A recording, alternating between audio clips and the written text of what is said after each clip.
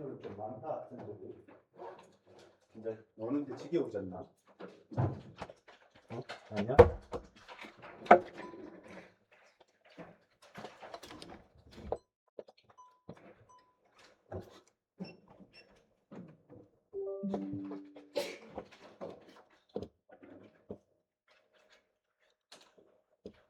봅시다.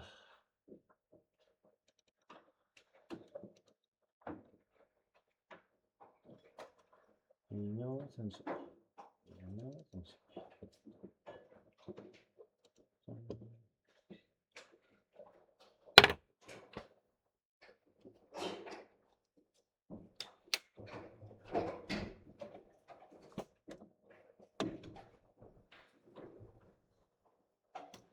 자, 이번 시간이랑 다음 시간은 비뇨 생식 계통 할 거예요. 아마 생식기는 우리가 생식자 발생하면서 한번 좀 프리뷰를 한 입장이기 때문에 여러분이 좀 쉽게 갈 수 있지 않을까라고 생각하고요. 대신에 이제 비뇨기가 앞에 들어오는데 비뇨기 같은 경우 말 그대로 콩팥에서 우리가 혈액을 여과해 가지고 잉여 물질을 소변이라는 형태로 흘려보내는 것이죠.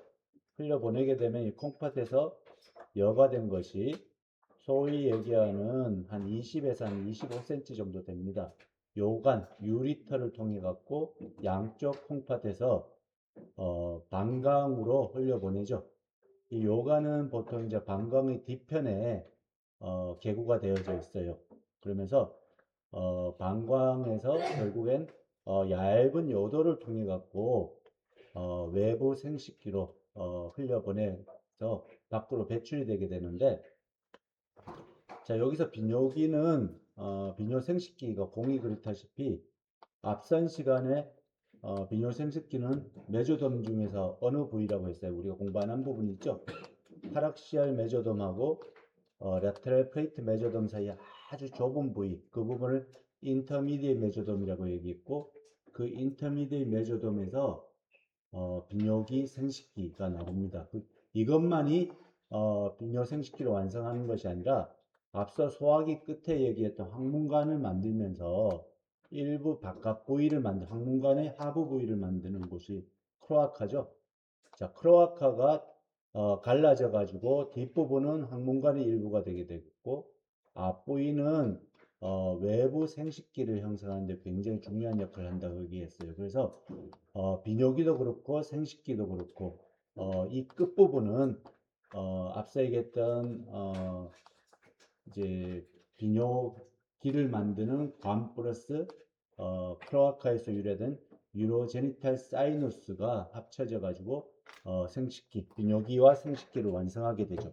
그런 부분에 대해서 조금 더 자세히 오늘 공부를 하게 될 거고요. 여러분도 잘 알다시피 콩팥은 좌우 양쪽으로 있습니다. 위치상으로는 이게 이제 등벽이 붙어 있기 때문에 리트로페리토니얼 오르겐이 되겠고요. 위치상으로는 우리가 척추의 12번째 흉추에서 3번째 요추까지 걸쳐져 있고, 크기로 봐서는 아래 위 길이가 10cm, 그리고 폭이 6.5, 두께가 3cm 정도 되는 강낭콩 모양의 내부 기관이 되겠죠. 보통 자기 주먹 사이즈라고 얘기를 합니다. 그것이 뭐 큰 사람도 있고 작은 사람도 있는데, 주먹 사이즈가 자기 콩팥의 크기라고 얘기를 하고요. 콩팥은 이렇게 짤록한 부분이 있죠. 강낭콩 모양이기 때문에 이 부분이 등벽 부분이고 이 부분이 복벽 부위예요. 여기에는 앞서 얘기했던 여기 우리가 돌살 에오르타나 IVC 인피리어 비나 카바가 들고 나가는 것이기도 하고요. 결국에는 또 이 신경계통이 이렇게 들고 나가는 것이기도 합니다. 특히나 우리 콩팥은 혈액의 뭐 잉여물질 또는 불순물질을 제거하는 것이기 때문에 굉장히 많은 혈관 분포가 이루어지는 곳이죠. 그래서 보통 이제 왼쪽 콩팥이 오른쪽 콩팥보다 약간 위에 상승해 있게 되겠고, 앞서 저희가 얘기했다시피 콩팥 위에는 이렇게 아드리날 글랜드, 그래서 콩팥 위에 그랜드라 그래서 수프라 리날 그랜드 같은 얘기입니다. 그래서 부신이 자리 잡고 있습니다. 삼각형 모양의 그렇게 하고요. 뭐 콩팥의 기능은 역시나 뭐 혈액을 필트레이션 하는 기능도 있고 이거 어쨌든 요성분을 만들어서 분비를 하는 기능도 있게 되겠고요. 처음에 혈액에 어떤 잉여 물질들을 배출시킨다 그랬는데 그것이 사구체에서 이루어지거든요. 사구체에서 배출은 완전한 배출이 아니에요. 그렇기 때문에 사구체를 둘러싸는 굉장히 많은 소위 말하는 신세뇨관이 뺑글뺑글 둘러싸고 있거든요. 그 신세뇨관의 주위에도 역시나 많은 혈관 등이 분포되어져 있습니다.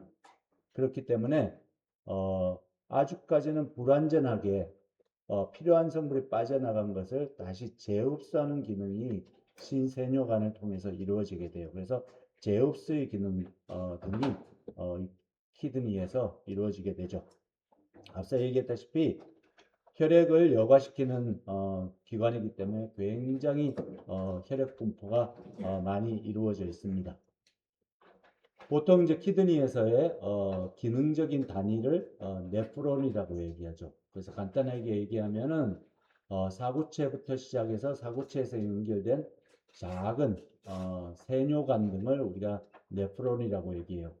그렇다면 작은 세뇨관 한쪽은 사구체에 달려져 있고 다른 끝부분은 소위 얘기하는 큰 도관 있죠. 그걸 컬렉팅 덕트, 집합관이라고 얘기를 합니다. 그래서 하나의 집합관에는 굉장히 많은 네프론이 주렁주렁 달려져 있다. 뭐 그렇게 쉽게 연상을 하면 될 것 같습니다.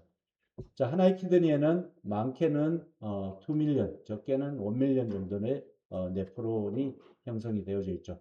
성인의 네프론 키드니 같은 경우에는요.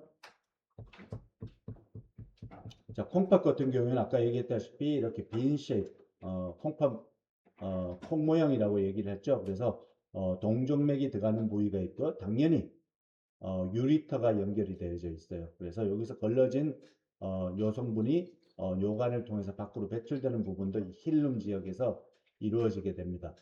대부분의 박간막과 속질부와 겉질부를 가지고 있는 내장기관이 그렇다시피 역시 콩팥도 콜텍스 메듈라가 있습니다만은 다른 내장장기와 같이 바깥 부위, 속부위로 해서 명확하게 단절이 되어져 있는 것은 아니에요. 보시다시피 시커먼 부위는 대부분 이 콜텍스 부위가 되겠고요. 안쪽에 밝은 부위는 속질부, 메듈라 지역이 되겠습니다. 보시다시피 이 메듈라가 보통 엎어진 피라미드 형태 또는 조개 모양이라 그래서 리날 피라미드라고 얘기를 합니다. 이 리날 피라미드라고 그러면 콩팥에서의 수질부를 얘기하는구나 라고 연상을 할 수가 있겠죠. 그렇다면 피라미드와 피라미드 사이에 검은 부위가 원주기둥 같이 검은 부위가 이렇게 형성이 되어져 있어요. 이것을 리날 콜룸이라고 얘기해요. 원주기둥이죠. 콜룸 원주기둥. 자, 이것은 메듈라가 있어야 될 부분에 콜텍스가 아래쪽으로 하행해서 생긴, 그리고 어떻게 보면 리날 피라미드하고 리날 피라미드를 갈라주는 콜텍스를 우리가 리날 콜룸이라고 얘기를 합니다. 그러니까 완전하게 바깥은 겉질부, 안쪽은 속질부라 얘기하긴 뭐예요? 왜냐? 이 리날 피라미드하고 리날 콜룸과의 어떤 유기적인 관계 때문이죠.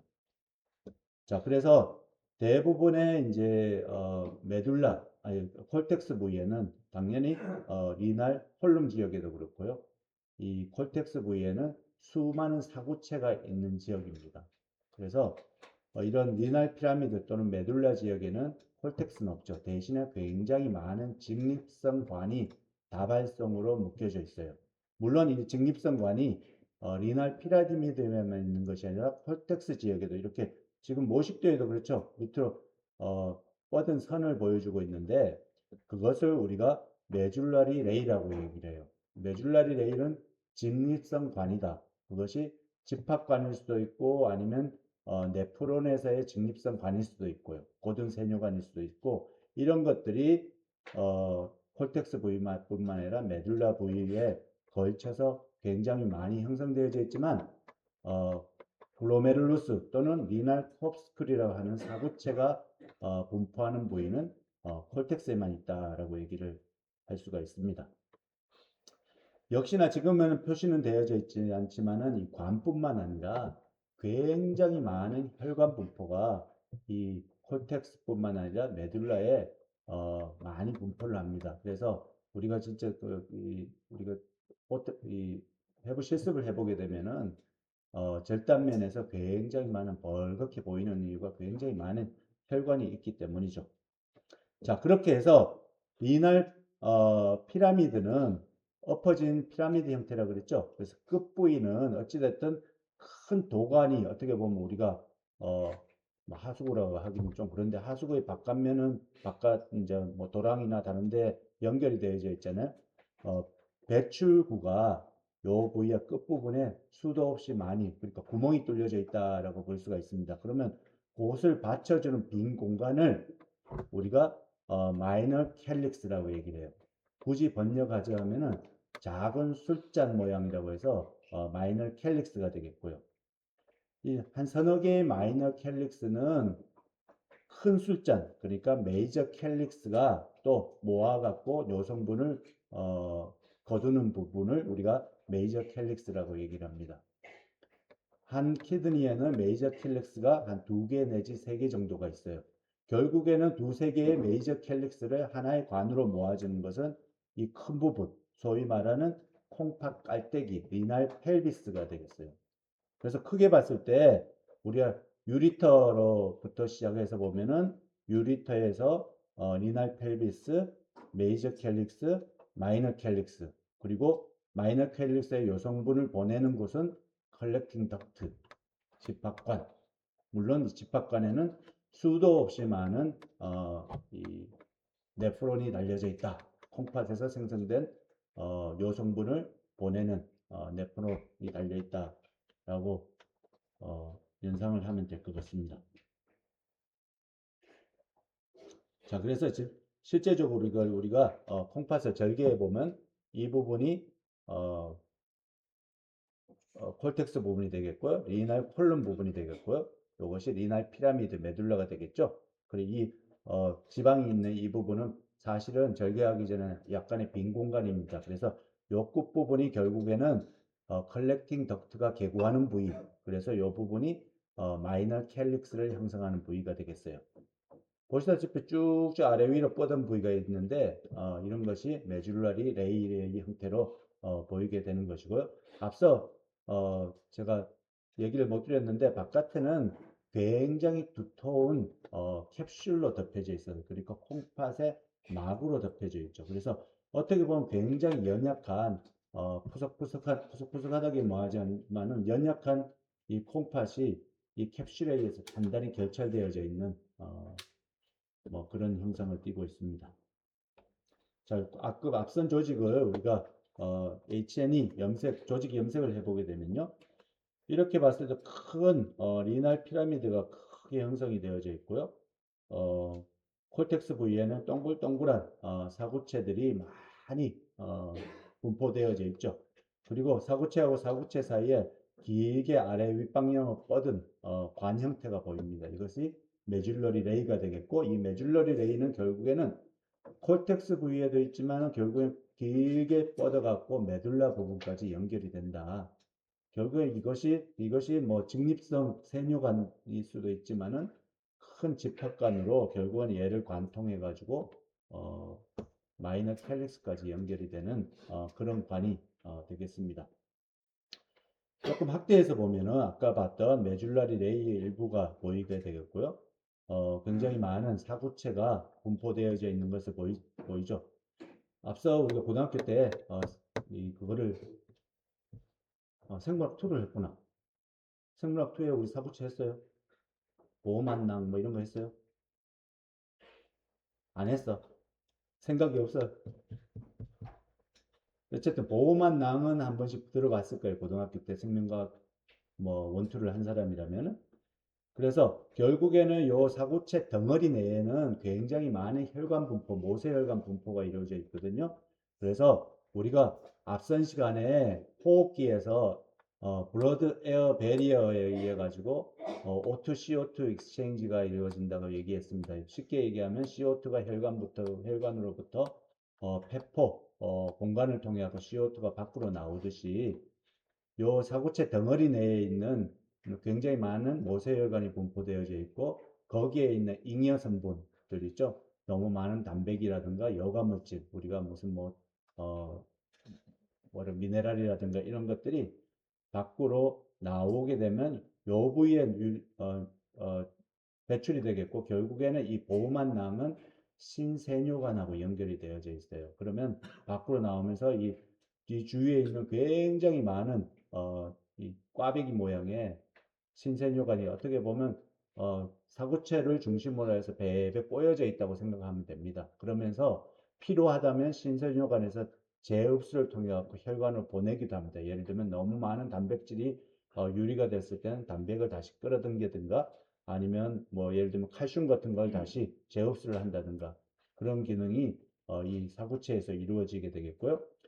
이렇게 배에 꼬여져 있는 신세뇨관의 끝은 다른 마지막 끝은 결국에는 여기 어딘가에 있을 큰 집합관하고 연결이 되어져 있어서 최종적으로 재흡수를 거쳐서 잉여된 요성분은 컬렉팅 덕트를 통해 가지고 우리가 신우 쪽으로 요관 쪽으로 배출이 되는 구조를 띠게 되죠.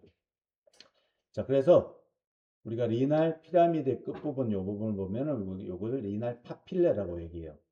콩팥 유두라고 얘기를 하죠. 유두 모양으로 생겼다고 해서 콩팥 유두, 리날 파필라라고 얘기하는데 자, 리날 파필라에 보면 구멍이 숭숭 뚫려져 있습니다. 이것은 컬렉팅 덕트의 가장 끝부분이다. 그리고 이 빈 공간은 당연히 작은 콩팥잔, 마이너 캘릭스다. 이 빈 공간은 어차피 우리가 이 콩팥 자체가 굉장히 활발하게 활동을 한다면 오줌 성분으로, 요 성분으로 가득 차 있는 공간이다라고 상상을 할 수 있을 것 같습니다. 이 부분을 역시나 우리가 조직 절편에서 보게 되면은 이렇게 많은 도관이 열려져 있는 마이너 캘릭스 부분과 리날 파필라 부분을 확인을 할 수가 있죠. 자, 그렇다면 네프론에 대해서 간단하게 얘기 드렸습니다. 그죠? 네프론이라는 것은 사구체 덩어리부터 시작해 갖고 신세뇨관의 끝부분 결국에는 컬렉팅 덕트하고 연결되는 부분을 우리가 네프론이라고 얘기를 했고 네프론의 중심은 사구체예요. 글로메룰루스 또는 리날 콥스클이라는 사구체가 되겠고 이와 연결된 튜브를 합쳐 갖고 우리가 네프론이라고 얘기를 합니다. 하나의 글로메룰러스 사구체에는 여기가 요 부분이요. 이렇게 보면은 사구체는 보면 정배열을 해갖고 정중앙으로 커팅을 했을 때는 혈관이 들어오는 부위하고 요가 나가는 부위 어떻게 보면 요 부분을 통해서 작은 소동맥이 들어오고 나가는 부위가 이게 베스큐랄 폴이라고 얘기를 해요. 그리고 그 정반대편에는 이제 어떻게 보면 신세뇨관이 시작하는 초기 부위를 우리가 유리네리 폴이라고 얘기를 합니다. 뭐 결과적으로 봤을 때 이걸 통해 갖고 여기에는 굉장히 많은 모세혈관이 분포되어져 있고 모세혈관에서 유리된 필요 없는 성분들은 요 소위 말하는 빈 공간 보호막 낭으로 배출이 되게 되면 배출된 요 성분은 요 유리네리 폴을 통해 가지고 밖으로 배설되려고 하겠죠. 자, 여기서 보시면은 어, 소동맥이 베스큐랄 폴을 통해서 들어오게 돼요. 그것을 우리가 에펄런트 아테리올이라고 얘기를 하고 이 에펄런트 아테리올은 요 사구체 내에서 한 10개 내지 20개 정도의 카필레리 루프를 형성합니다. 굉장히 빽빽한 작은 모세혈관들의 망을 형성한다고 얘기를 할 수 있죠. 그러고 나서 여과될 성분이 여과되고 나면 다시 돌아가지고 이 베스큐랄 폴로 합쳐지게 되는데 이것을 이플런트 아테리올이라고 얘기를 해요.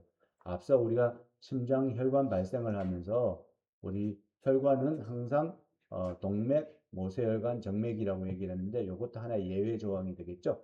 소동맥에서 수입 소동맥에서 캐필러리 모세혈관 또 수출 소동맥으로 연결이 되어져 있습니다. 그리고 결국에는 이 수출 소동맥에서는 굉장히 많은 혈관이 또 가지치기를 해가지고 이 주위를 둘러싸는 신세뇨관을 뺑뺑 또 감아 덮게 됩니다. 그러면서 신세뇨관에서 어떻게 잉여물로 유리된 어떤 요성분을 다시 재흡수하는 것이 여기에서의 이펄런트 아테리올에서 가지쳐진 혈관에 의해 재흡수가 이루어지게 되는 것이죠. 그렇기 때문에 우리 콩팥에는 굉장히 많은 혈관 분포가 이루어져 있는 계기가 되는 것이죠.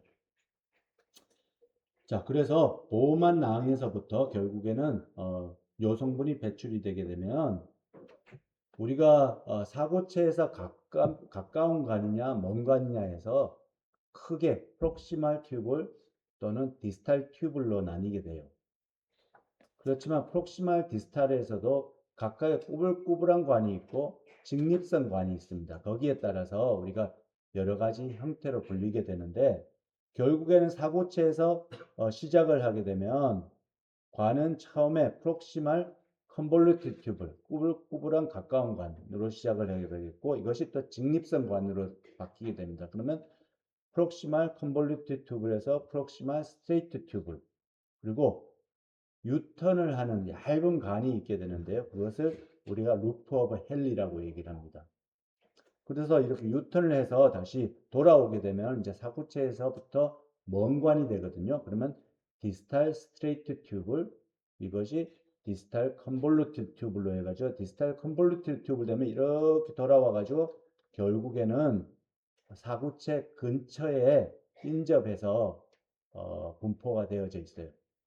결국에는 디스탈 컨볼루티드 튜블은 컬렉팅 덕트가 약간의 가지치기를 한 관을 우리가 컬렉팅 튜블이라고 얘기를 합니다.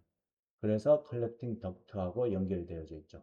다시 정리를 하면 사구체에서 관은 보호막 낭을 시작으로 해가지고 요성분이 다니는 길을 기점으로 얘기를 드립니다. 그럼 보호막 낭에서 요는 프록시말 컨볼루티드 튜블, 프록시말 스트레이트 튜블, 루프 오브 헨리, 디스탈 스트레이트 튜블, 디스탈 컨볼루티드 튜블, 그리고 컬렉팅 튜블로 해서 컬렉팅 덕트로 연결됩니다. 이해가 되겠죠? 여기서 그 상관관계를 여러분들한테 얘기하려는 이유가 언젠가 제가 뭐 강의는 하지는 않겠습니다만은 결국 이 디스탈 컨볼루티드 튜블이 사구체 근처에 다시 오게 돼요. 그러면 여기에 있던 일부 세포들이 요 성분을 또는 혈관에 있는 성분들을 모니터링을 합니다. 그렇게 해서 소위 얘기하는 혈압 조절에 굉장히 중요한 그 기전을 제공을 해요. 그것을 RAA 시스템이라고 얘기하는데 뭐 그런 유기적인 관계 때문에 그런 것이 이루어진다라고 얘기를 할 수가 있죠. 다시 그림을 보면서 정리를 하면은 사고체가 있고요. 보호막 낭이 있고 프록시말 컨볼루티드 튜블, 프록시말 스트레이트 튜블 그리고 유턴하는 요거 얇은 관을 우리가 루프 오브 헨리라고 얘기를 하고 디스탈 스트레이트 튜블이고 디스탈 스트레이트 튜블의 끝부분은 디스탈 컨볼루티드 튜블이에요. 그래서 얘들이 보면 얘하고 이 내강하고 여기에 있는 우리가 수입 소동맥하고 굉장히 가까이 위치를 합니다. 그래서 얘들이 그러니까 디스탈 컨볼루티드 튜블의 일부 세포가 수입 소동맥에 있는 일부 성분들을 모니터링하는 그런 결과를 초래를 해갖고 결국에는 혈압 그러니까 혈압 관리에 굉장히 중요한 역할을 하게 되겠고 이 디스탈 컨볼루티드 튜브는 결국에는 이렇게 컬렉팅 덕트하고 연결된 짧은 관 이것을 컬렉팅 튜블이라고 얘기를 합니다.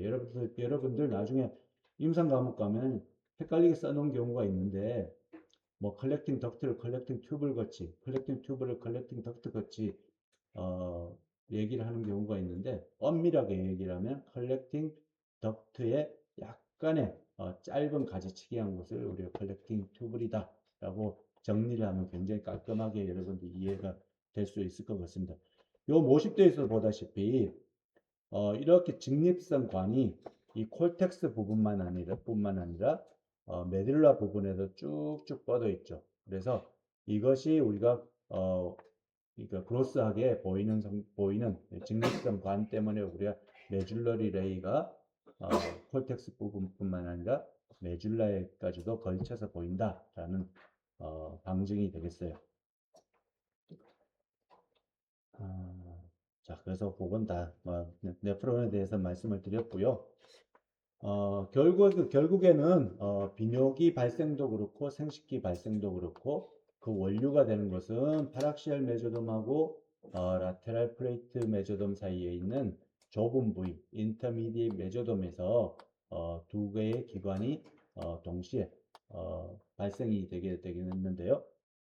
자, 결국에는 뭐이 그 유리넬 시스템이 또는 제니탈 시스템이 생기는 결정적인 이유는 라테랄 폴딩 때문에 결국에는 파락시알 메조돔하고 인터미디에 메조돔하고 거의 붙어 있던 것이 이렇게 떨어지는 계기가 돼요. 왜냐하면 이렇게 폴딩이 되면서 굉장히 큰 세력을 차지하고 있던 파락시알 메조돔이 소마이트를 형성해 동글동글해지게 되겠고, 그럼 인터미디에 메조돔은 떨어져 갖고 복벽적으로 자리를 잡게 되죠.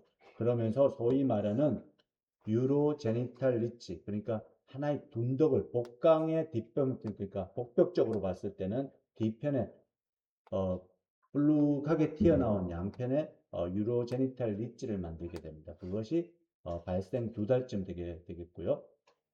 그림에서 보시면 자, 뉴럴 튜브가 있고 양편에 이게 파락시알 메조돔이 있죠.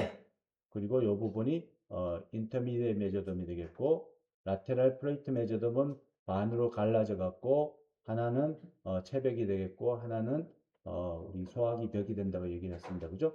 결국엔 얘가 이렇게 다물어지면서 파락시알 메조돔은 몸분절로서 동글동글해진 계기가 되겠고, 그러면서 라테랄 폴딩 작용에 의해 갖고 이 부분이 떨어져 나오게 돼요. 자, 여기서 보시면은 지금 돌살 에올타가 굉장히 가깝게 위치를 하고 있습니다. 돌살 에올타는 꼬리 부분을 제외하고 양방향으로 두 개, U자형이라고 그랬죠. 끝부분이 이렇게 합쳐져 있는 U자형이라고 얘기했습니다. 그죠? 결국엔 유로제니탈 리치하고 돌살 에올타하고 양쪽에서 에올타하고 굉장히 가까운 분포를 지니게 돼요. 자, 배아가 한 4주쯤 됐을 때 이렇게 C자형의 배아를 보시면은 결국에는 유로제니탈 리치가 양편에서 이렇게 모식도를 보면 이렇게 길게 한 쌍이 형성이 되죠. 그러면서 그 끝부분은 나중에 크로아카, 정확하게 얘기하면은 나중에 크로아카가 갈라지게 되면 앞부분 유로제니탈 사이너스 부분이 될 부분, 결국엔 유로제니탈 사이너스의 머리 부분이 방광으로 분화가 되거든요. 그러니까 결국에는 인터미디에 메조돔의 어떤 관성분이 양쪽에서 방광하고 연결되는 이런 모식도를 그릴 수가 있는데, 발생의 시기에 따라서 우리가 콩팥을 한 3개 정도로 분류를 해서 얘기를 할 수 있습니다. 그래서 머리 부분 또는 목 부분에 프로네프로라는 것이 형성이 되고 있고요. 그리고 몸 부위에 메조네프로라는 것이 형성이 되겠고, 엉치 부위에 메타네프로라는 것이 형성이 돼요. 이것이 결국에는 발생하는 시점은 동시다발적으로 비슷한 시기에 형성이 되지만은 프로네프로 같은 경우는 잠깐 일주도 안 돼갖고 생성됐다가 없어져요. 그러니까 굉장히 무슨 원시동물에서는 뭐 어떤 기능을 할 수 있는데, 포유류 같은 경우는 뭐 한 일주일도 안 가갖고 나타났다 없어지고 거의 흔적도 없어요. 없어지게 되겠고요. 그리고 메조네프로는 한 석 달까지 갑니다. 그러면서 발생 석 달까지 어느 정도 대행기관으로서 콩팥 대행기관으로서의 역할을 하게 돼요. 그러면서 대부분 없어지게 되지만은 끝부분은 잔존해서 남게 돼요. 특히 남성 같은 경우에는, 여성에 비해서 남성 같은 경우는 많은 부분이 남아가지고 잔존을 하게 됩니다. 결국에는 엉치뼈 쪽에 있던 메타네프로가 영구적인 콩팥으로 변환이 되게 됩니다. 그래서 콩팥은 발생 초기에 프로네프로, 그리고 초중기에 메조네프로, 그리고 중기에 메타네프로가 형성이 되고, 결국 콩팥으로 변환된 것은 메타네프로다라고 여러분들이 이해를 하면 될 것 같아요. 이것을 좀 복잡하게 설명을 해놨는데요. 프로네프로 같은 경우는 한 7개에서 10개 정도의 세포가 목 부위에 나타나게 되겠고, 이것이 4주 초에 나타났다가 4주 말 되면 없어져요. 그러니까 흔적만 남게 되는 콩팥을 우리가 프로네프로라고 얘기를 하고, 메조네프로 같은 경우는 같은 시기 4주 초에 나타났다가 한 석 달까지 잔존을 하게 됩니다. 메조네프로는 크게 봤을 때 양쪽으로 두 개의 분명한 조직이 보이게 돼요. 관 형태의 메조네프로를 우리가 메조네프릭 덕트라고 얘기를 하고, 관 형태로 이렇게 아래 위로 형성이 되어져 있고요. 그 외에 덕트를 둘러싸는 어떤 세포들이 모여져 있는 둔덕을 우리가 메조네프로라고 얘기를 합니다. 결국에 메조네프로에서 앞서 얘기했던 돌살 에오르타에서 혈관이 뻗어져 나와 갖고 메조네프로에 있는 어떤 혈관성, 그러니까 관성분이 같이 합쳐져 갖고 이 사구체를 만들고, 사구체하고 연결된 신생혈관을 만들게 됩니다. 요것은 나중에 메타네프로 영구 키드니가 어떤 사구체 네프론 발생하는 기전하고 똑같은 형태로 이렇게 만들어지지만은, 결국에는 이렇게 만들어진 원시적인 네프론은 한 석 달까지만 어떤 기능을 하고 이것도 없어지게 되겠고요. 일부 이제 메조네프릭 덕트, 관 형태의 메조네프릭 덕트만 남겨져 가지고 이것이 콩팥하고 연결되는 관 있죠. 대표적으로 뇨관을 만드는 데 쓰이게 돼요. 그리고 남성에게서는 남성 생식관을 형성하는 데 굉장히 중요한 역할을 합니다. 여성에게서는 이 요관을 만드는 것을 제외하고는 대부분 퇴행이 돼서 없어지고요. 대신에 요것을 보충하고자 하는 다른 여성 생식관을 만드는 부위만이 남아가지고 여성 생식관, 쉽게 얘기하면 자궁관이라든가 자궁, 질 부위의 일부를 만들게 되죠. 그러니까 여기서 남성 생식관에서, 남성 생식기에서 메조네프로의 관의 일부가 더 중요하게 형성이 된다는 것이 강조하는 이유가 그런 이유가 되겠습니다. 자, 그렇다면 메타네프로도 나타난 시기는 5주경에 거의 비슷하게 나타나지만은 점점 더 이것이 성숙하는 과정이 석 달까지 진행이 됩니다. 그러면서 메조네프로가 하는 기능이 결국에 끝나게 되면은 이 메타네프로에서 콩팥이 형성이 되고, 아까 얘기했다시피 돌살 에올타하고 메타네프로에 있는 어떤 세포들이 융합을 해가지고 네프론을 만들게 되겠고, 그러면서 영구적인 키드니가 만들어진다라고 할 수가 있습니다. 그래서 우리가 모식도에서 보면은 프로네프로, 메조네프로, 메타네프로의 형상을 볼 수가 있거든요. 이것이 조금 더 진행이 되게 되면 프로네프로나 메조네프로는 대부분 없어지게 되겠고요. 일부 메조네프로의 끝부분에서 이 노란색으로 이렇게 가지치기를 해요. 이것은 남자, 여자 공이 메조네프로에서 가지치기한 요 노란색 관을 우리가 유리터릭 버드라고 얘기합니다. 자, 유리터릭 버드는 정리를 하면 메조네프릭 덕트가 퇴행이 되지 않고 남아있는 꼬리 부분에서 가지치기 된 관을 유리터릭 버드라고 얘기를 하죠.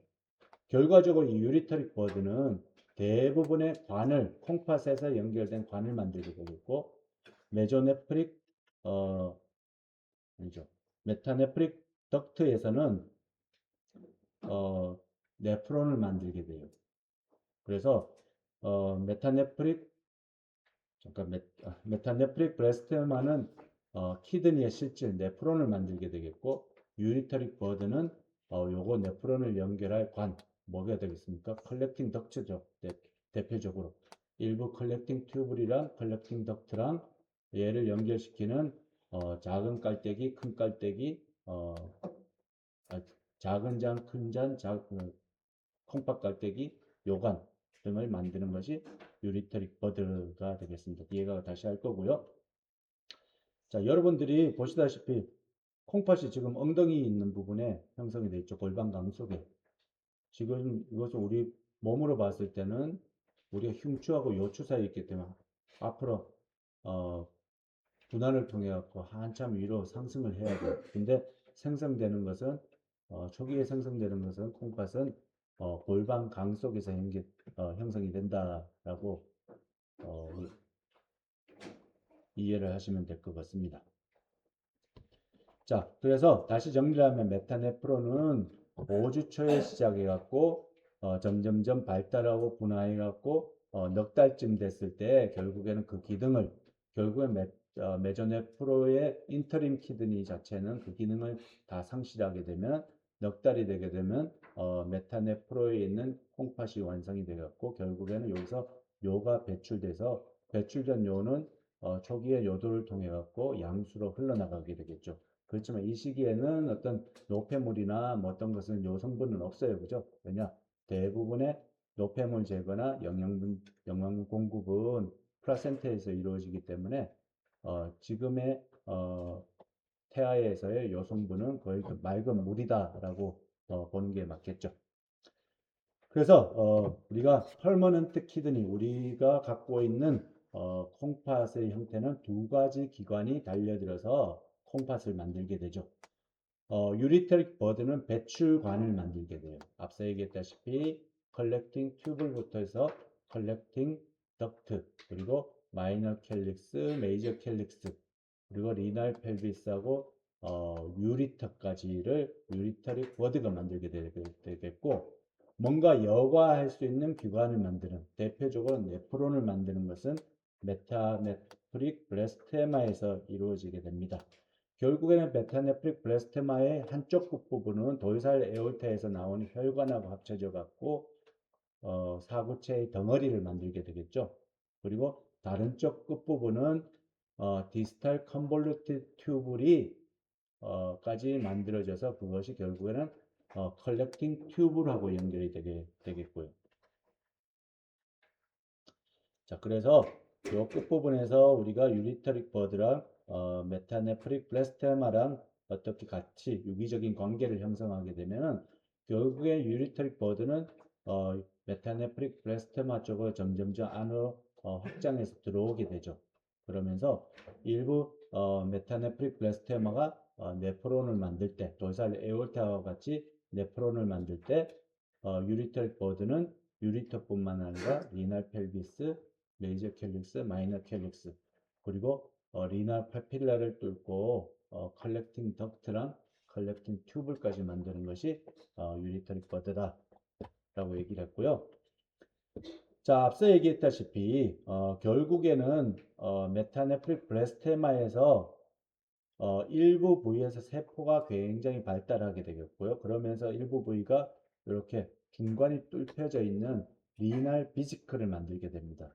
이것이 중간이 뚫려져 있는 그러니까 내강이 있는 관이 점점 길어지죠.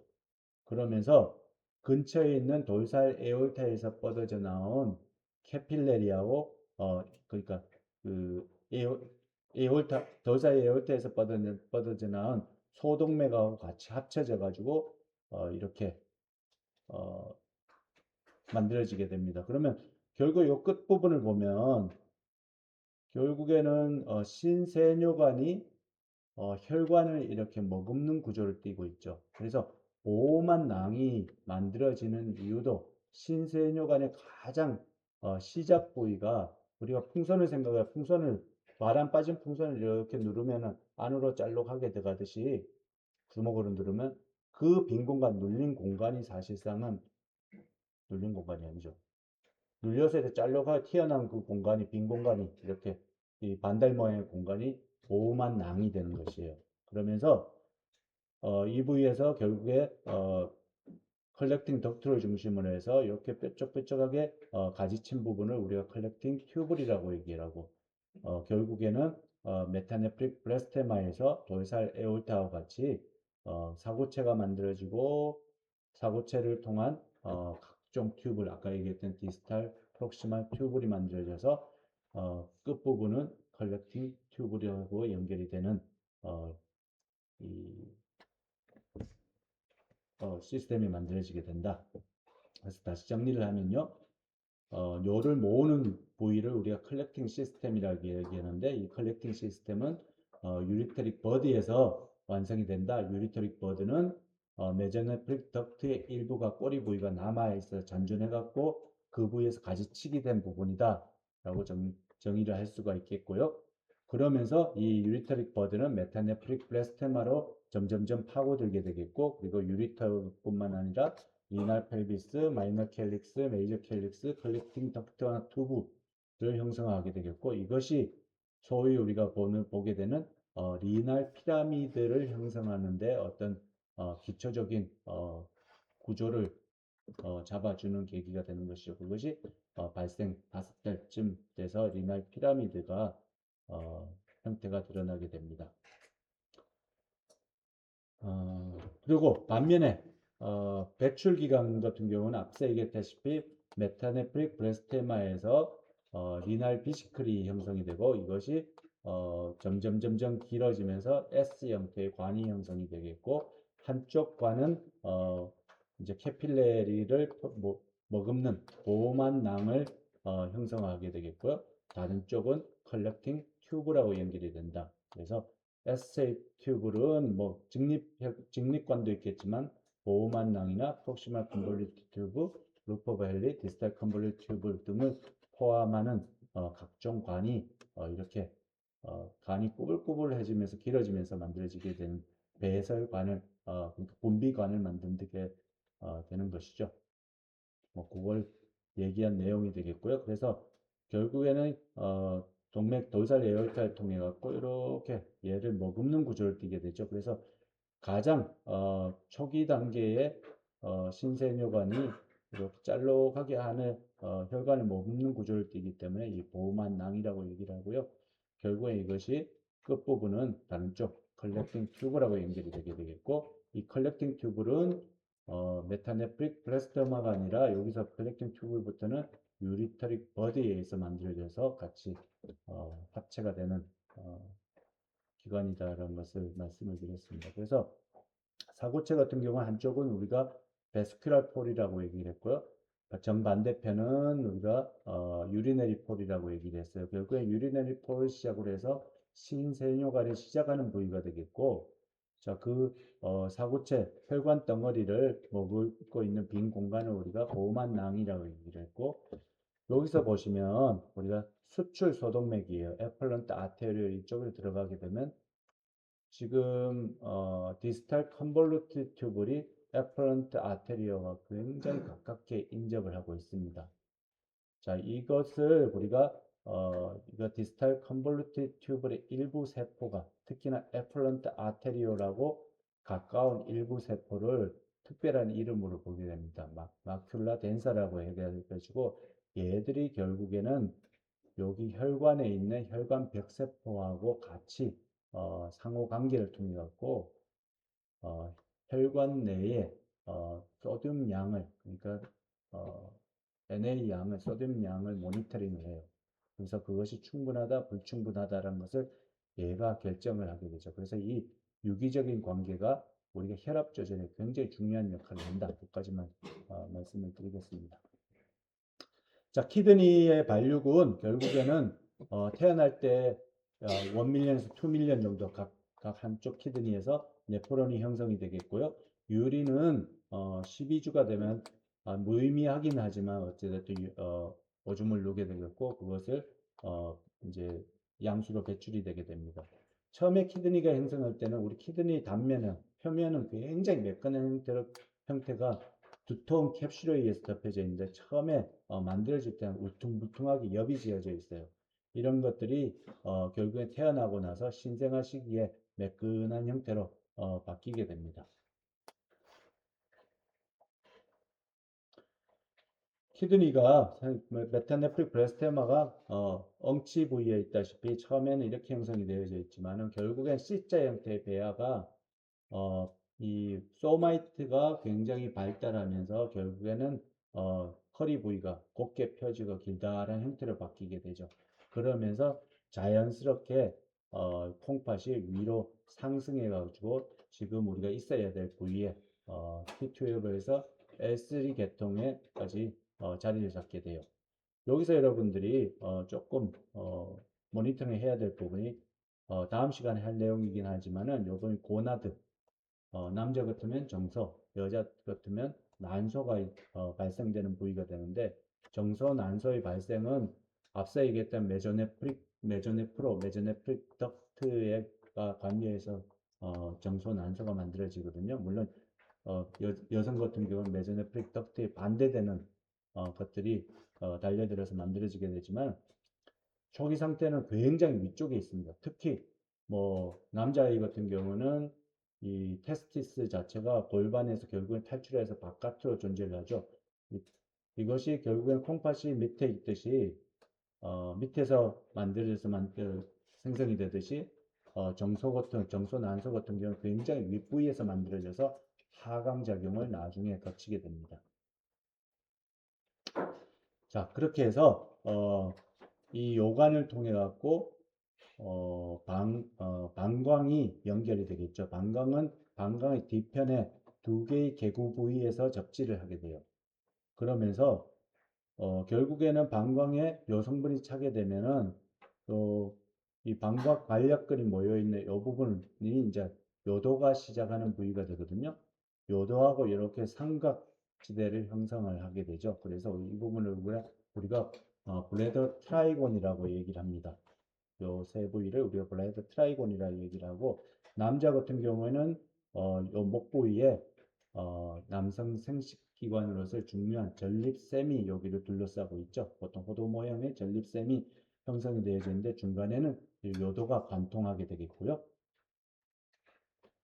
자, 결국에는 콩팥에서 요가 만들어지면 이날 펠비스를 통해 갖고 유리터로도 가게 되겠고 그리고 방광에 모이게 됩니다. 그리고 방광 관략근이 짜주 열리거나 짜주게 열리거나 이완됨에 따라서 유리스라 요도를 통해 갖고 밖으로 배출이 되게 되겠죠.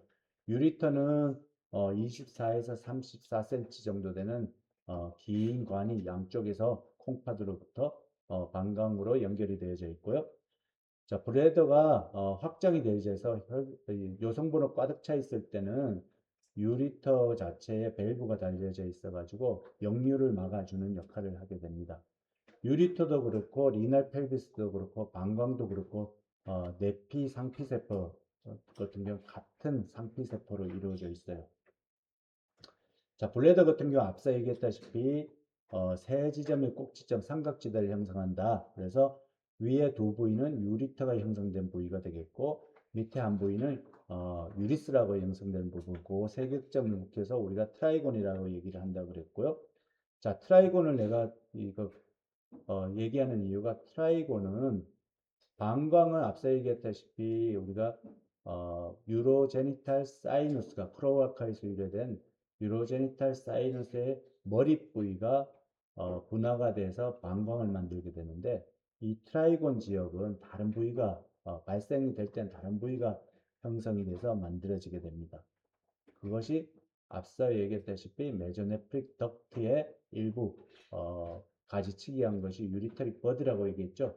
유리터릭 버드에 의해서 트라이곤 지역이 만들어지게 돼요. 그리고 브레더의 끝부분은 이제 방광 목부터 시작해 갖고 요도가 형성되어져 있는데 남성은 길고 요도가 여성은 굉장히 짧죠. 남성 같은 경우에는 한 20cm 정도가 돼서 프로스테이트를 지나가는 요도가 한 3에서 4cm 정도, 그리고 음경을 지나가는 요도가 15cm, 그리고 그 중간 부위가 우리가 멤브레니어스 유리스라고 하는데 짧은 1cm 정도로 해서 한 20cm 정도가 되겠고요.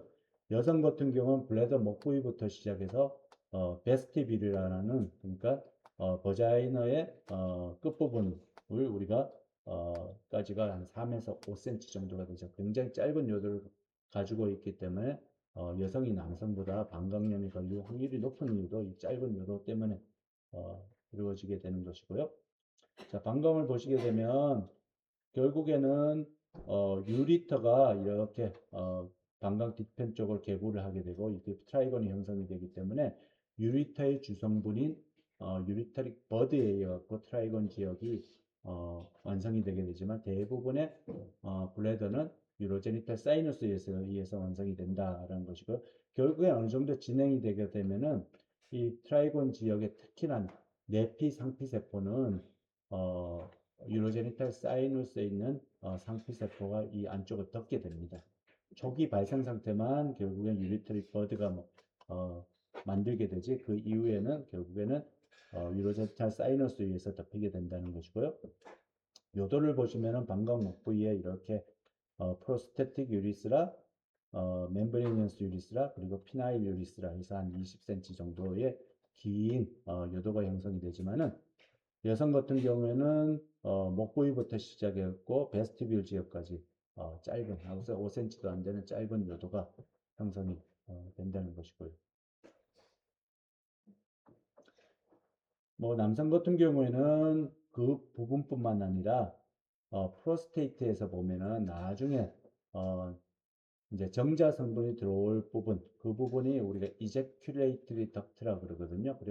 그러니까 프로스테이트 같은 경우는 중간에 요도도 있지만은 양쪽으로 두 개의 관이 더 열려져 있습니다. 그것을 사정관 또는 이제큘레이터 덕트라 해가지고 이제큘레이터 덕트의 끝부분은 프로스테이트 유리스라하고 같이 맞닿아져 있죠. 그것은 뒤에 생식기관을 하면서 다시 말씀을 드리도록 하겠습니다. 자, 여성 같은 경우에는 앞에서 봤을 때 자궁 몸체가 있고 자궁 경부가 있고 짤록하게 바깥 부위가 이렇게 오목하게 들어가 있는 부위를 시작해 갖고 질 부위가 형성이 되어져 있고 옆에서 봤을 때 이 부위까지를 우리가 베스티뷸 전정부라고 얘기해 갖고요. 바로 바깥에는 외부 생식기가 달려져 있습니다. 당연히 뒷부위는 이제 생식기로서의 관이 되겠고 앞부위는 방광이 요도가 끝나는 부분이 되어서 전정부에서 두 개의 관이 같이 열려져 있는 부위가 이 여성 생식기 또는 여성 비뇨기의 모양이 되겠어요. 조금만 쉬었다 합시다. 조금만 쉬었다 할게요.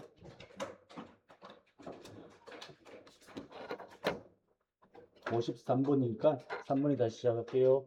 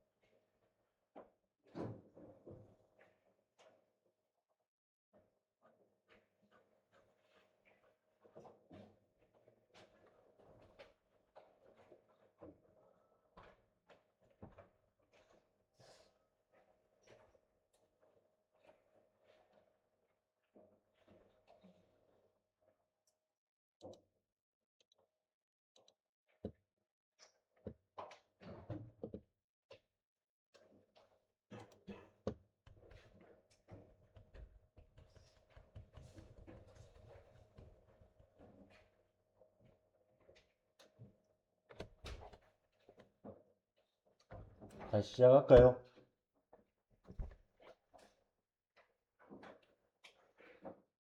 쉬운 부분이라고 생각했는데 더 힘들어하는 한숨을 푹푹 쉬는 거 보니까 어려워? 어렵지 않죠? 비뇨 생식기는 거의 비슷해요. 앞서 얘기했다시피 우리가 메조네프릭 덕트의 관계만 잘 이해를 하면 나중에 생식기도 그렇지만 아니, 비뇨기도 그렇지만 남성 생식기는 당연하게 다시 따라오고 여성 생식기는 거기에 또 반대국도에 있는 것이 있거든요. 앞서 우리가 총론하면서 생식기 발생은 여성 같은 경우는 굉장히 수동적이다라고 얘기를 했어요. 그것이 이제 어떻게 보면 테스토스테론이라는 굉장히 중요한 남성 호르몬 자체가 이제 능동적으로 작용을 해갖고 어, 남자의 생식기를 만들고 또 생식기관을 만들고 하지만은 그것이 결핍되어져 있는 여자아이 같은 경우는 수동적으로 그것이 못 만들어지기 때문에 다른 것을 만들게 되거든요. 그래서 그 관계가 유기적인 관계만 여러분들이 잘 이해하면 크게 어려운 부분은 아닐 거라고 봅니다.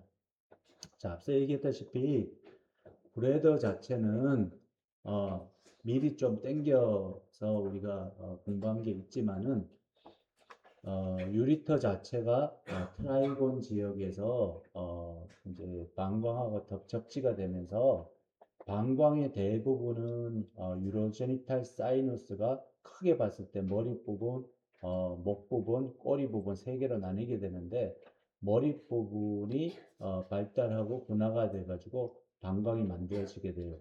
그러면서 그 방광에 유리터가 갖다 붙게 되죠. 뒤편에서 두 개가. 그 지역만 어떻게 보면 유리터릭 버드가 형성이 되어갖고 삼각 지역, 트라이곤 지역을 만들게 됩니다. 자, 그렇게 해서 이 유로제니탈 사이너스는 지난 소화기 끝부분 하면서 말씀을 드렸지만 유로제니탈 사이너스 자체는 처음에는 크로아카가 중간에서 유로렉탈 septum이 위쪽에서 밀려 들어옴으로써 앞부분하고 뒷부분을 갈라준다고 했죠. 그래서 뒷부분은 소화기의 직장, 힌드갓하고 연결되는 항문관의 하부관을 만들어주지만은 자, 앞부분은 우리가 유로제니탈 사이누스라 부르게 돼요. 자, 유로제니탈 사이누스는 여러분들이 상상을 하겠지만 대부분의 요도가 유로제니탈 사이누스에서 완성이 되게 되겠고요. 남자아이 같은 경우는 방광 목 부분을 둘러싸는 전립샘도 유로제니탈 사이누스에서 만들어지게 됩니다. 그리고 무엇보다 더 중요한 게 남자, 여자 공히 외부 생식기를 만드는 것은 이 유로제니탈 사이누스에서 비롯되게 돼요. 그래서 앞서 얘기했다시피 이걸 갈라주는 유로렉탈 septum이 이렇게 메조덤성도 이렇게 나와갖고 크로아카를 앞뒤로 나눠준다 얘기했고요.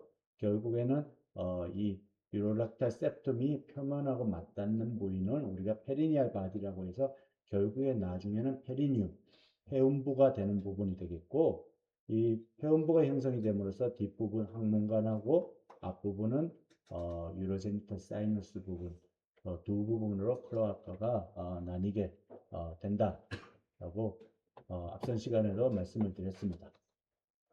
자, 유로제니탈 사이너스 쉽게 줄여서 우리 UGS라고 많이 부르게 되는데 UGS 같은 경우는 머리 부분은 블레더가 만들어져요. 자, 블레더 같은 경우에는 이 끝부분은 당연히 알란토이스 그러니까 우리가 초기 배아 상태에서 노폐물을 저장하는 부분 알란토이스가 묘막 부분이 여기서 연결이 되어져 있죠. 이것이 진행이 되게 되면 묘막과 관 형태의 묘막이 형성이 됩니다. 그것을 알란토이스가 이제 유라쿠스로 바뀌게 되죠. 결국에 유라쿠스도 퇴행이 돼서 없어지게 됩니다만은 앞선 시간에 우리가 엄빌리칼 아테리가 끝부분은 이제 막혀서 없어진다라고 했죠. 역시나 유라쿠스 역시 엄빌리칼 아테리하고 제대 부분에서 같이 합쳐져 가지고 미디얼 엄빌리칼 리거먼트가 되는 것이에요.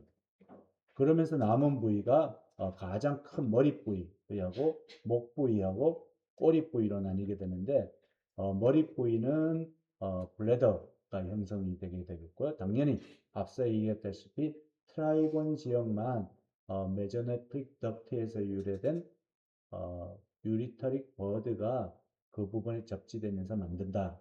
라는 것만 다릅니다.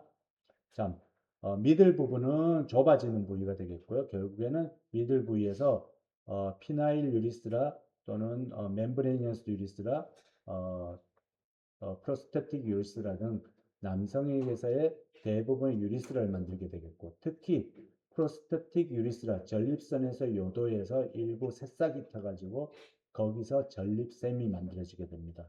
이런 식으로. 그리고 여성 같은 경우는 전체 다 유리스라가 미들 부분에서 만들어지게 되겠고요. 꼬리 부분 같은 경우는 제니탈 튜버클이라고 얘기를 하죠. 제니탈 튜버클은 생식결절이라고 얘기하는데 여자아이에게서는 클리토리스가 이 제니탈 튜버클이 되겠고요. 남자아이에게서는 페니스가 제니탈 튜버클이 돼요. 역시나 꼬리 부위에 피나일 유리스라고가 꼬리 부분의 UGS에서 발생이 되겠고요. 여자아이 같은 경우는 버자이너 질 부위의 하부 3분의 2가 꼬리 부분의 UGS에서 완성이 되게 됩니다. 그래서 그 부위에 대해서 조금 더 들여다보게 되면요. 결국엔 방광이 머리 부분이 있고 유라쿠스가 있던 것이 일부 막히지 않고 이게 피스툴라 작은 소관으로 열려 있는 경우도 가끔 볼 수가 있고요. 시스트가 형성되어 있다든가 방광하고 막히긴 했지만 바깥 부위에 이게 유라키아 사이너스가 형성이 되는 경우도 있는데 이거 역시 뭐 간단한 시술에 의해 가지고 픽스가 가능한 선침성 질환이 되겠고요. 자, 유리네이 브레더는 앞서 얘기했다시피 대부분은 머리 부분의 UGS에서 브레더가 만성이 되는데, 자, 처음에는 방광의 머리 부분에서 메전네프릭 덕트가 양쪽에서 나중에 방광이 될 부분하고 접지가 되게 돼요. 그런데 이것이 방광이 점점 커지게 되죠. 그러면 이렇게 유리터릭 버드가 형성되어져 있어서 이것은 이제 콩팥하고 연결이 되잖아요. 콩팥하고 또는 메조네프릭 덕트하고 연결된 부위가 각각의 연결 부위가 형성이 되게 됩니다. 이해가 되시죠? 그래서 원래는 메조네프릭 덕트만 방광이 될 부분에 묻혀 있던 것이 한 쌍이 묻혀져 있던 것이 방광이 점점 커지면서 결국에는 메조네프릭 덕트가 접지되는 한 쌍, 그리고 유리트릭 버드가 접지되는 한 쌍이 형성이 돼요. 결국에는 두 개의 방광하고 접지된 부위가 형성이 되면서 당연히 유리트릭 버드는 뒷부분으로 들어갔고 이게 트라이곤을 형성하는데 중요한 역할을 하게 되겠고요. 남겨져 있던 메조네프릭 덕트는 방광이 점점 팽창하면서 머리 부분이 커지게 되겠고 결국에는 방광 목 부위의 메조네프릭 덕트가 접지를 하게 됩니다. 결국에는 이 메조네프릭 덕트는 방광하고 연결이 되는 것이 아니라 초기 상태하고는 달리 중기 말기에 왔을 때는 메조네프릭 덕트는 방광 목 부분의 유리스라, 그러니까 어떻게 보면 남자아이에게서는 프로스테틱 유리스라고 연결이 되게 되죠. 당연히 여자아이 같은 경우는 이 메조네프릭 덕트가 잔존하지 않고 없어지기 때문에 여자아이한테는 전혀 상관이 없는 현상이 되지만 남자아이 같은 경우는 이렇게 방광 목 부분에 메조네프릭 덕트가 연결이 돼요. 이것이 왜 중요하냐면 나중에 남자 생식기를 발생을 할 때 결국에는 요 부위에서 이렇게 싹이 터갖고 프로스테틱 유리스라에서 전립샘이 발생하게 되거든요. 그러면 전립샘이 이 메조네프릭 덕트를 파묻어 버려요. 그래서 이 파묻은 이 관이 사정관, 이제큐레이터리 덕트가 형성이 되는 겁니다. 아시겠죠? 자, 그렇게 해서 보시면은 우리가 성인기에 매일의 생식기관을 보면은 방광이 있고 방광목 부분이 있고 방광목 부위는 호도 모양의 이 전립샘이 형성이 되어져 있어요. 당연히 중간에는 프로스테틱 유리스라가 다니게 되겠고, 여기는 하나만 나타나 있지만 반대편에도 이렇게 관이 형성이 되어져 있는 것이 이게 이제큘레이터리 덕트입니다. 그래서 결국에는 남성의 전립샘은 세 개의 관을 가지고 있다. 하나는 유리스라, 양쪽 방향에서 이제큘레이터 덕트가 양쪽에서 들어오게 되면서 결국엔 프로스테틱 유리스라고 연결이 되는데, 발생학적으로 이 이제큘레이터 덕트는 그 위에 있는 정관이나 정낭이 그렇듯이 대부분 메조네프릭 덕트에 의해서 만들어지게 되겠고, 이 메조네프릭 덕트가 생뚱맞은 결국은 프로스테이트 전립腺 자체는 유로제니탈 사이너스가 만드는 것이거든요. 그러니까 유로제니탈 사이너스가 만든 프로스테이트의 메조네프릭 덕트에서 유래된 이제큘레이티 덕트가 파묻히는 그런 양상을 띠게 된다라고 할 수가 있죠. 그래서 남성 생식기 같은 경우는 이런 식으로 프로스테틱 유리스가 있고, 양쪽에서 정관과 정낭에서 연결된 이 좁은 팽대부를 통해 가지고 이게 이제큘레이트 덕트가 오른쪽 왼쪽 방향으로 들어오게 됩니다. 요 어떻게 보면 요 회색 부위도 핑크색으로 바뀌어야 되겠네요, 그죠? 굳이 발생의 유래를 따지게 되면은 이 부위하고 이 부위는 다른 지역에서 만들어졌어요. 그죠? 이것은 유로제니탈 사이너스에서 만들어진 반면에 역시나 이 프로스테이트도 그렇듯이 이 사정관은 메조네프릭 덕트에 의해서 만들어지기 때문에 굳이 발생학적으로 색깔을 표시해 놓은 거라면 이 부분은 다른 색깔을 표시해야 되는 것이 맞을 것 같습니다. 그래서 우리가 남성에게서 요도를 보면 프로스테틱 유리스라, 그리고 요 좁은 우리가 멤브레이니어스 유리스라 부분은 뒤에 가고 여러분들이 다음 연도에 하겠지만은 벌보 유리스랄 그랜드라고 해서 방울 요도샘이에요. 아주 작은 정도의 기여를 하게 되지만은 정액 성분의 일부를 만들어서 또 정제하고 섞이는 부위가 이 벌보 유리스라 그랜드가 되겠고요. 그것이 멤브레니어스 유리스라하고 같은 선상에 있다는 것이고요. 결국에는 가장 긴 것은 음경을 관통하는 피나일 유리스라에 의해 갖고 밖으로 나가게 됩니다. 자, 뒤에서 보시면 방광이 있게 되었고, 유리터가 위에서 좌우 양쪽에서 내려오면은 뒤에 보시면은 결국에는 테스티클에서 우리가 서엽을 통해 가지고 정관이 형성돼서 쭉 들어오게 되면은 이 정관이 방광 부위에서 이렇게 평행으로 달린다 그랬죠. 그것이 결국에 유리터 안쪽으로, 그러니까 방광하고 유리터 사이에 걸쳐 가지고 정관이 들어오게 돼요. 양쪽에서 정관이 들어오게 되면은 정관의 끝부분은 대부분의 정액 성분을 만드는 정낭, 세미날 그랜드하고 합쳐지게 되겠고, 이 끝부위는 결국에는 이렇게 이 전립샘을 관통하는 이제큘레이터리 덕트하고 연결되어져서 프로스테틱 유리스라고 연결된다. 이것이 정상적인 회복적인 구조가 되겠습니다. 자, 그래서 남성 생식기 발생, 생식관의 발생이라고 하는 게 더 정확할 것 같은데, 생식관, 여성 생식관의 발생, 거기에 따른 정소와 난소의 발생을 하기 전에 우리 첫 시간에 했던 내용입니다만, 여러분들 다시 상기를 하시면 남자의 정소 같은 경우에는 큰 양쪽에 한 쌍의 정소가 있게 되겠고요. 거기에는 굉장히 많은 정세뇨간, 세미닐 페루스 비지클이라고 하죠. 그것이 실태를 같이 섞여 가지고 결국에는 이 중간 부위를 우리가 미디아스티눔 테스티스 또는 리트 테스티스라고 얘기를 한다고 그랬습니다. 정확하게 같은 용어는 아니지만 여러분들 좀 헷갈릴까봐 어쨌든 리트 테스티스로 통칭해서 얘기를 하겠습니다. 리트 테스티스가 결국에는 여러 개의 관으로 연결이 되어져 있는데, 이것을 수출 소관, 이펄런트 덕툴이라고 얘기해서 여러 개의 수출 소관이 한 개의 관으로 접지가 돼요. 그 관이 우리가 에피디디말 덕트, 그러니까 부고왕관이라고 얘기를 하죠.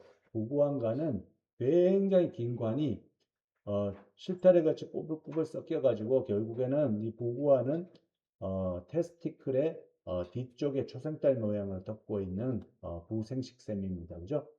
그 속을 굉장히 꾸불꾸불한 관이 이 안쪽을 채우고 있어요. 그러면서 어, 대부분의 정자 성분들은 이 꼬리 부분에, 에피디디무스의 꼬리 부분에 저장이 되어져 있다가 신경 자극에 의해 갖고 이제 정관을 통해 갖고 결국은 골반강으로 들어가게 되고, 앞서 얘기했다시피 이 방광 부분에서 평행으로 달리게 되면 그것이 정낭과 만나 가지고 이제큐레이트의 덕트를 통해서 전립腺 요도를 통해서 밖으로 배출이 되겠습니다.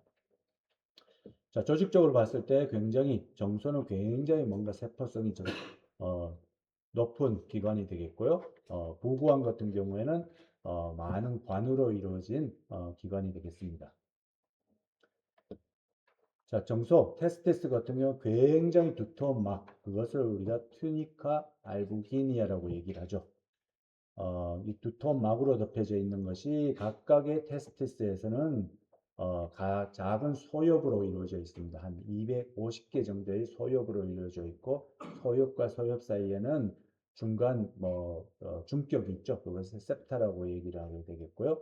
각 소엽 내에는 굉장히 많은 세미니페러스 튜블이 결국에는 시타렛 같이 엮여서 있는 그런 관이다. 그리고 그 사이에 세미니페러스 튜블과 튜블 사이에는 이 그러니까 관 사이 조직이 있어갖고 거기에는 테스토스테론을 만드는 굉장히 중요한 세포 레이티키셀이 존재하는 부위가 되겠고요. 그리고 이 세미니페러스 튜블 안에는 세로톨리셀하고 각각의 분화 단계에 있는 정자세포들이 있는 세포가 있는 부위가 되고, 중간에 내광이 형성되어져 있어서 스퍼마티드의 형태로 배출이 된다. 그죠? 그러면서 얘들이 고환을 통과해서 나가고 부고환을 가면서 결국엔 운동성도 획득하고 또 어떤 수정 능력도 획득하는 그런 것이 그 관을 통과하면서 성숙 과정을 거치게 된다는 것이고요. 자, 일부 셀류페르스 튜브를 보시면은 굉장히 큰 세로톨리셀, 정자세포를 이제 분화하고 제대로 가이드하는 역할, 보모로서의 역할을 하는 것이 세로톨리셀이라고 얘기를 했어요. 자, 그 정세혈관의 바깥에는 레이티키셀이 존재를 해가지고 결국에는 얘들이 테스토스테론을 만들어서 직접적으로 세로톨리셀을 자극을 하면은 정자세포가 분화하고 발달이 된다는 것이고요. 세미니페러스 튜블의 베이스먼트 멤브레인 바로 막 밑에 보면은 일종의 이 근육세포 비슷한 아주 약간의 근육성 그리고 수축 기능을 가진 세포를 우리가 마이오이드 셀이라고 얘기를 합니다. 이 마이오이드 셀은 결국에는 아직까지는 운동 능력이 없는 정자세포를 부부한 쪽으로 밀어주는 역할을 하는 것이 얘들이 수축 작용에 의해서 이루어지게 되는 것이죠. 자, 호르몬 조절에 의해 가지고 역시나 세로톨린셀과 레이티키셀의 활성도가 자극이 되게 되는데요. 뭐 앞서 또 우리가 말고 딸도록 얘기했지만은 시상하부에서부터 GnRH가 분비가 되면은 뇌하 수체 전엽을 자극해 가지고 결국에 LH가 분비가 되면은 LH에 의해서 레이티키셀이 테스토스테론을 많이 만들어요. 그죠? 그럼 테스토스테론이 그 근처에 있는 구멍이 숭숭 뚫려져 있는 캐필레리에 테스토스테론이 들어가게 되고, 그러면 그것이 시스테믹 서큘레이션을 통해 가지고 결국에는 돌아 세로톨리셀을 자극을 하게 되죠. 결국엔 혈중에 테스토스테론이 많이 있게 되면 이 테스토스테론에 의해 갖고 2차 성증을 나타내기도 합니다만은 너무 많았을 때는 이것이 감지를 해갖고 네거티브 피드백을 보내게 됩니다. 그러면 테스토스테론이 너무 많다 했을 때는 시상하부를 직접 자극을 하거나, 그러면 아데노 하이포피시스를 자극을 해갖고 그만 만들어 라고 했을 때 LH 분비를 줄여들게 하는 계기가 되겠고요. 그 반면에 아데노 하이포피시스, 그러니까 뇌하 수체 전엽에서 FSH 같은 경우는 실제적으로 세로톨린셀을 자극을 시켜갖고 앞서 얘기했던 테스토스테론을 수용하는 수용체, 엔드로겐 리셉터라고 얘기했습니다. 그것을 많이 발현을 시킵니다. 그래서 굉장히 부족한 테스토스테론을 최대한 활용할 수 있도록 그래서 자극을 받아서 수용성 액을 만들고 또 스포마토고니움 자체를 자극을 시켜갖고 스포마티를 만드는 역할을 역시 세로톨리셀이 FSH의 자극을 받아서 이루어지게 되겠고요. 이거 역시 세로톨리셀이 너무나 많은 활성도가 지배적이었을 때 이니빈이라는 어, 호르몬을 분비함으로써 직접적으로 뇌하수체 정력을 자극해서 FSH를 그만 만들어라고 하는 네거티브 피드백이 형성이 되는 것이죠. 이런 부분은 앞서 우리가 충분히 했던 내용을 다시 반복해 본 것이고요. 자, 어찌됐든 테스티스의 구조는 정소를 중심으로 해서 부구안이 형성이 되어 있고 부구안하고 정소를 연결시켜주는 구조물은 리트 테스티스를 통한 에플런트 덕툴에 의해 가지고 부구안에 관하고 연결이 된다는 것을 말씀을 드렸습니다. 그래서 아직까지는 운동성이 없는 정자 자체를 이 리트 테스티스나 에플런트 덕툴, 에피디디말 덕툴을 통해 가지고 성숙 과정을 거침으로써 정자가 운동성을 획득하게 되겠고요.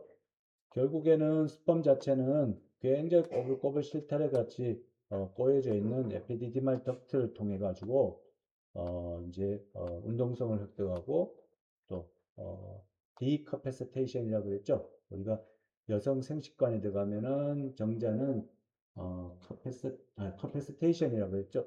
디커패시테이션이라고 해서 이제 머리 부분이 말캉말캉해져야 가수분해 효소를 쏟아내 가지고 존 페루시다를 뚫고 간다라고 했지만 여기서는 딱딱해지게 만드는 카패시테이션이 여기서 진행이 되게 됩니다.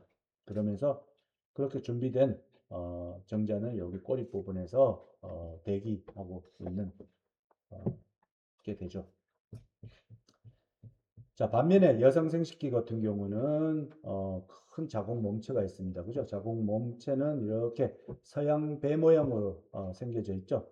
뒤편은 이렇게 볼록하고 앞에는 판판한 그리고 꼭대기 부분은 천장이 이렇게 돔 형태를 띠는 구조물의 자궁을 우리가 가 되겠고요. 자궁의 모습이 되겠고요. 꼬리 부분은 이렇게 자궁 경부 부위라고 해서 결국에는 이 내강이 굉장히 좁은 부위가 되겠습니다.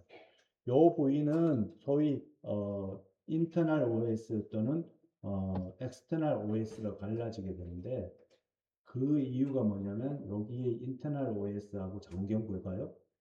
엑스터널 OS의 자궁 내막을 덮고 있는 상피세포가 달라요. 윗부분은 앞서 얘기했던 뭐 콜룸나 세포라 그러면은 이 아랫부분은 큐보이드 또는 스퀘이머스 셀, 납작한 세포로 바뀌게 됩니다.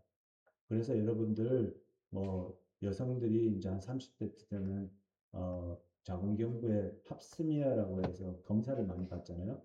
요 급작스럽게 자궁 상피세포가 정상적으로도 어, 이 원주 상피세포에서 또 입방 상피세포가 바뀌기 때문에 메타플레이지아라고 하는 어떻게 보면 암의 정부작용이 굉장히 빈발하게 일어나는 지역이기도 해요.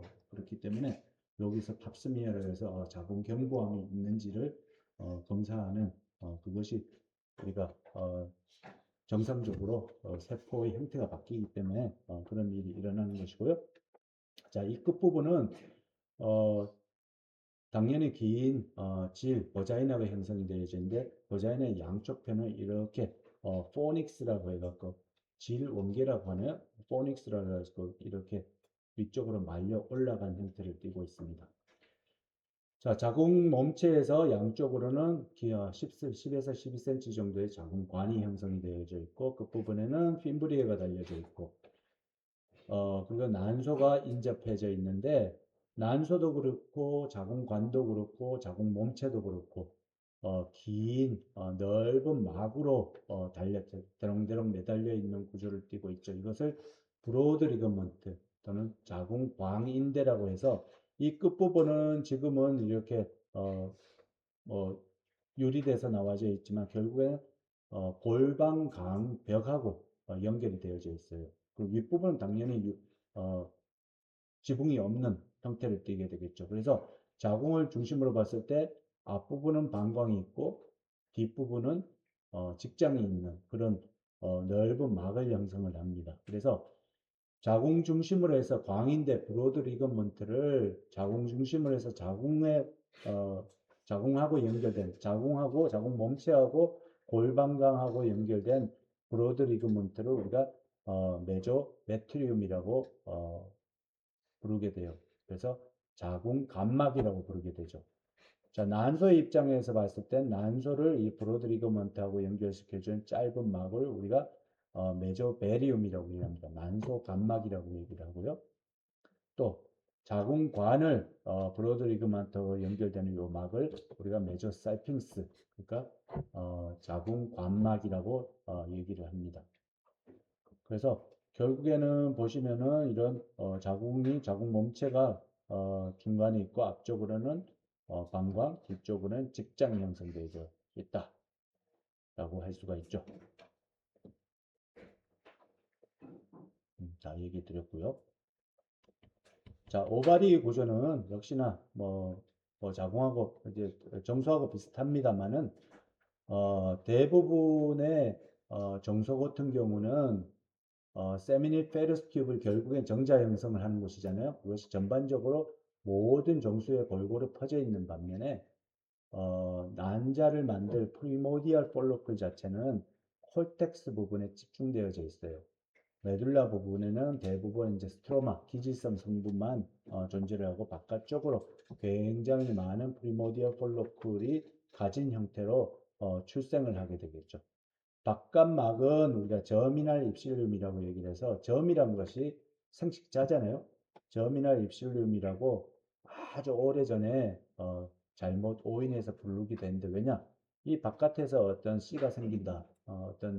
뭐 정자 난자의 개념은 없었을 때 어찌됐든 여기서 아기가 태동한다라고 해서 저미날 입실륨이라고 불렸는데 결국엔 이것도 우리가 내장막을 덮고 있는 게 뭡니까? 비세럴 메조덤이에요. 비세럴 메조덤의 구성성분은 중피성 세포 메조셀륨이 되겠고 그것이 난소 감막하고 연결된 부위가 저미날 입실륨이 되겠고 여기서는 드러나진 않지만 저미날 입실륨 밑으로도 정서만큼은 아니라도 막이 덮여져 있습니다. 그것이 앞서 얘기했던 투니카 알부기니아 역시 저미날 입실륨 바로 밑에 얇게 형성이 되어져 있고 그 밑으로 수많은 프리모디얼 폴로클이 형성되어져 있고 그 많은 프리모디얼 폴로클이 이제 초경을 거쳐가면서 한 20개 정도, 많게는 20개 정도가 같이 동시다발적으로 발육이 되게 되면 하나만이 가장 싱싱한 그라프양 폴로클이 이제 난소 배란을 일으키게 되겠죠. 그것은 앞서 했기 때문에 더 이상 말씀을 드리지 않을 거고요. 그래서 바깥쪽으로 봤을 때 이렇게 점이나 입실lum이 있고 얇지만은 투니카 알부기니아 그 바로 밑바닥을 형성하는 걸 볼 수가 있고요. 굉장히 많은 프리모디아 폴로클이 형성되어 있는 오바리의 모습을 확인할 수가 있습니다. 자, 그래서 생식자의 발생, 정소 발생, 난소 발생은 다음 시간 끝내고 그리고는 중추신경계로 넘어가겠습니다.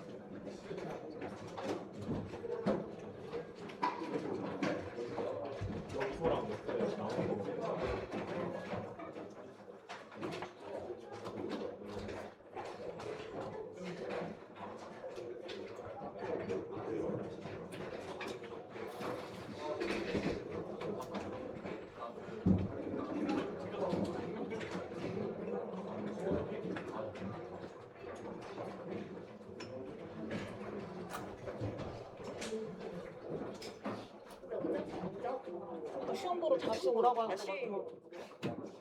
아니 진짜로 나는 누구만 만나는데.